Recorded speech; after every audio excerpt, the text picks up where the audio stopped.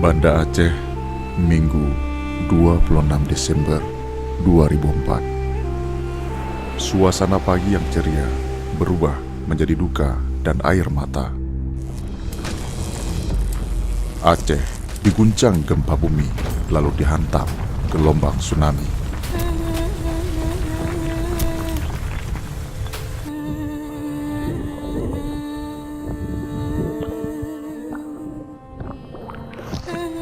Peristiwa ini tercatat sebagai salah satu bencana alam terbesar sepanjang sejarah umat manusia. Kota ini kehilangan 61.000 warganya, ditambah lagi dengan hancurnya 21.000 rumah, 300 km jalan, 169 sekolah, dan 25 unit layanan kesehatan.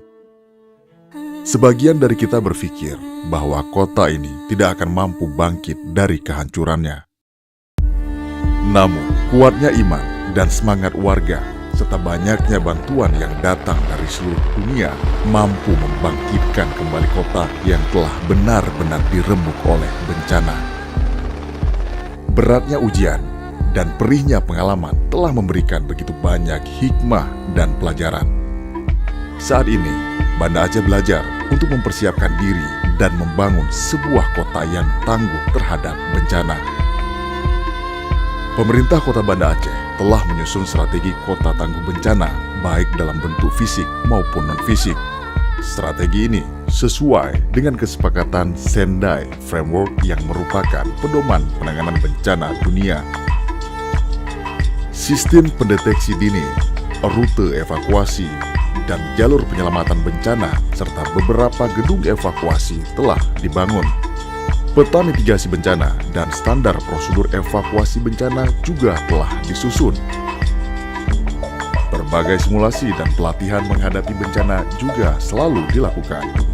Melalui kerjasama dengan universitas, lembaga riset, LSM, dan komunitas peduli bencana, beberapa solusi dan aksi dalam penanganan bencana telah dilahirkan.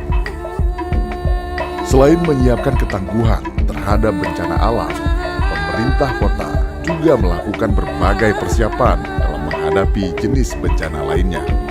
Sebanyak 9 rumah pompa dan 129 pintu air telah dibangun sebagai upaya mengatasi terjadinya banjir.